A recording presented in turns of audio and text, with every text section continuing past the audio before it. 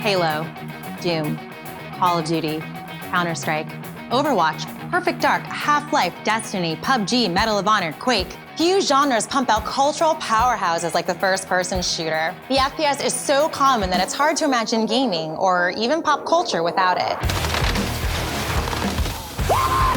Wait, what? Damn, okay. Yeah, that's why. Okay. I killed them both. I got them both. I'm dead. With AAA studios turning out new shooters practically monthly, the FPS kind of feels like a given. But even just the first-person part of the first-person shooter was far from guaranteed. It took 2 NASA scientists to create the world's original first-person game, Maze War. And that's because Maze War was developed all the way back in 1974, before home PCs had entered the market, let alone become common. What's up, everyone? My name is Steph, and before we start, let's have a question of the day. What was your first FPS? Let me know down in the comments below. Now, let's get into the video.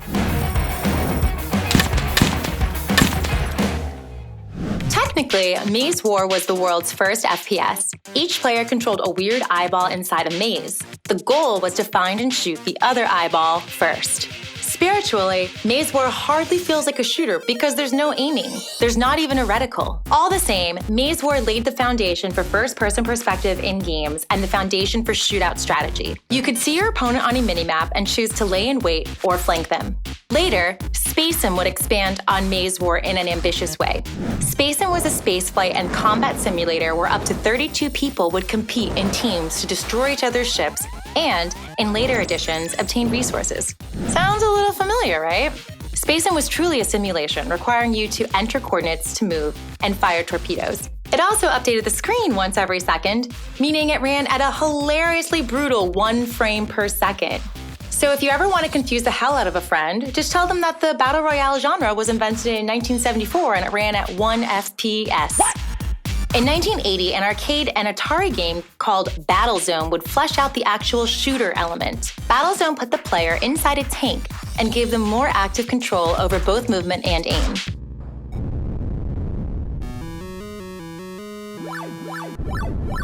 Battlezone's model would become popular and inspire other important proto-FPS titles like Mini-Maze. That's because the Battlezone model was one of the few ways you could make an FPS given the current technological constraints. Commercial machines simply didn't have the power to render the fluid movement and aim systems the FPS needed. Some arcade systems found ways around this using light guns. The most notable early leaders here were Nintendo's Duck Hunt and Tato's Operation Wolf.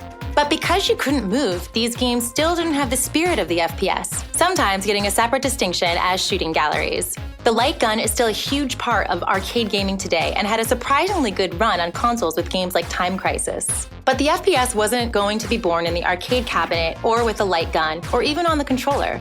It would come to life on the monitor, the mouse, and the keyboard.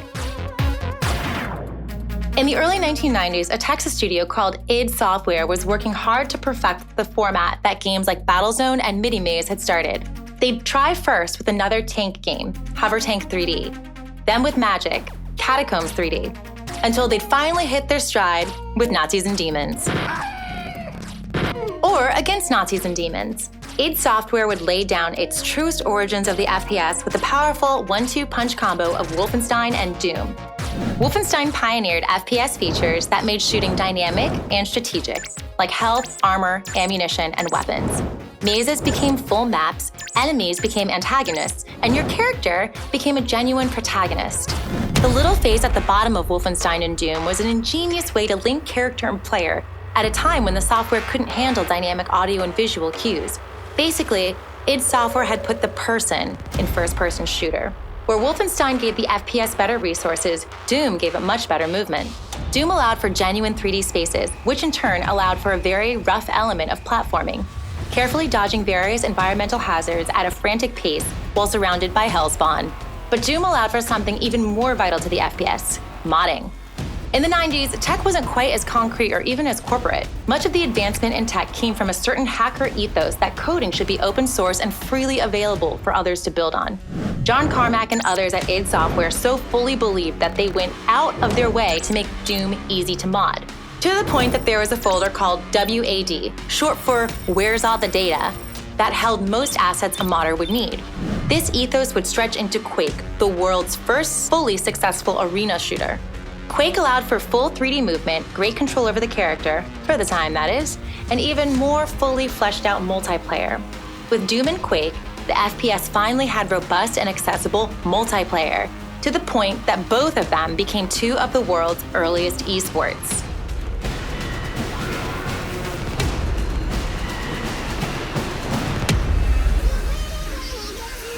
In fact, the iconic League of Legends champion, Thresh, derives its name from one of the first big stars at the FPS esports world, Dennis Thresh Fong. In 1999, id would take an insane risk and release Quake 3 Arena, a game designed specifically for online multiplayer. For context, 1999 internet was not what it is today. If you want to know more, go ask anyone who's ever had to log on to America Online. I don't think anyone in the world misses that.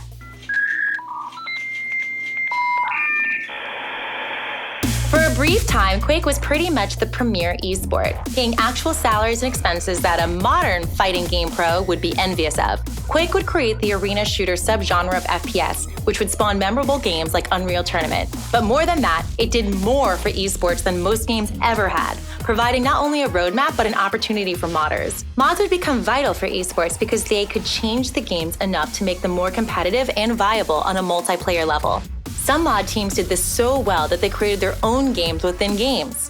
Cue Team Fortress.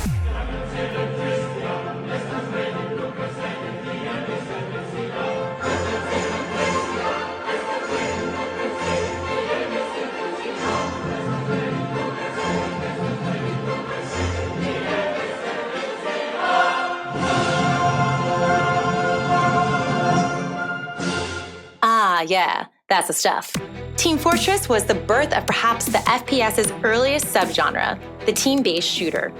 Team Fortress was a 1996 mod that expanded a single team-based game mode into an entire experience. The mod created an entire player class system, different game modes like Capture the Flag or Escort, and maps that would become truly iconic. Aw man, I remember getting sniped out that bridge like it was yesterday.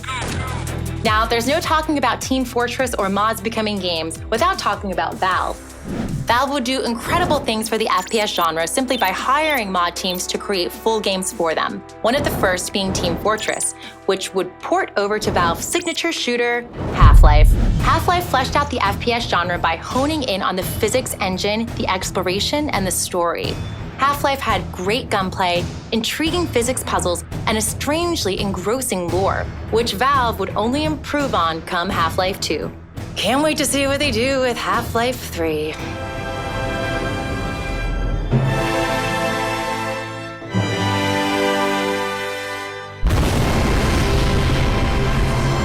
Anyways, Half-Life pushed FPS games to explore more ways to make movement, story, and map design interesting, paving the way for future titles like Deus Ex, which would add RPG elements and pave the way for titles like BioShock and Dishonored, and you get the picture. But before we go all the way down the Valve rabbit hole and exit the 90s, we need to talk about consoles. In the early 90s, it was a struggle to get an FPS onto a console.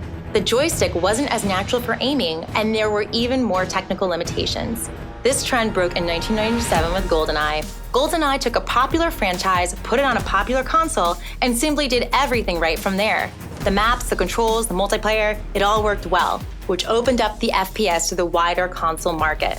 In that same year, another game would make history on PC, console, and handheld, Grand Theft Auto.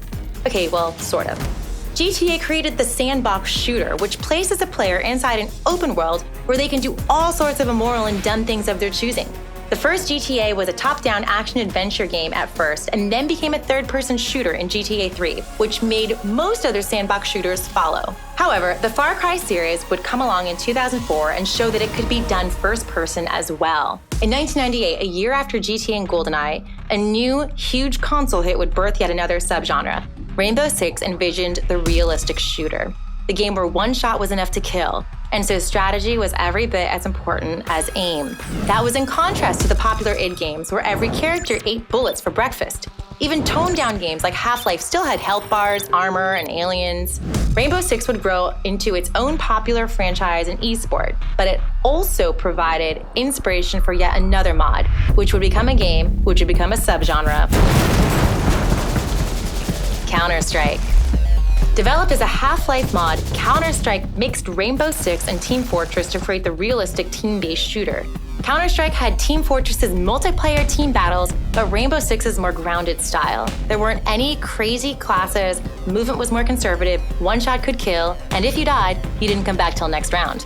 Counter-Strike would go on to become its own incredibly deep franchise and esport. Interestingly, Counter-Strike was so good that it team-killed Valve's efforts to build on Team Fortress. Valve wanted to create a realistic team-based shooter CS, and Rainbow Six paved the way for what would be a crowded market. Medal of Honor, Battlefield, Call of Duty, Brothers in Arms, a slew of realistic strategy war games would arrive, while TF2 was in development in the 2000s. So Valve took a radical approach to Team Fortress, scrapping a ton of their old plans, adding years to the game's development time, and going the complete opposite direction. Less realism, even more defined classes, even more color, and just so much character.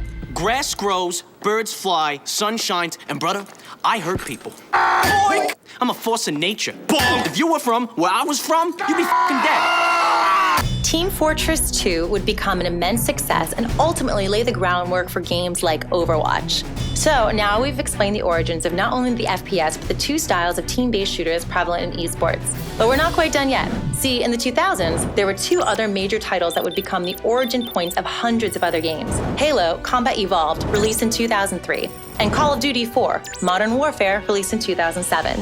Halo would take a little bit of every single successful FPS subgenre and fuse them together. The arena shooter's insane jumps and guns, Half-Life's great story maps, the precise insta-kills and strategy of realistic shooters, and the team-based game modes of Team Fortress.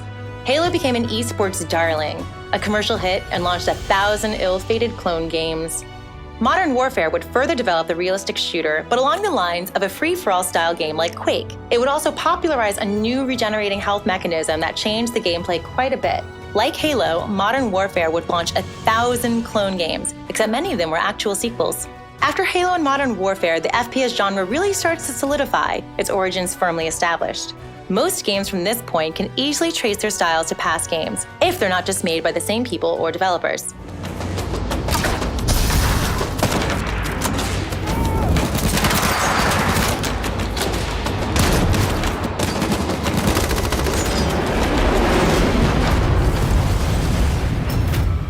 But there is just one piece left, one subgenre left, and it's produced two of the most popular games in history. The Battle Royale came comparatively late to the world of the FPS. And no, Space Sim wasn't really the first Battle Royale. The Battle Royale truly arrived as a mod of the game Arma 2, which was a hyper-realistic military shooter that could accommodate lots of players, maps, and modding.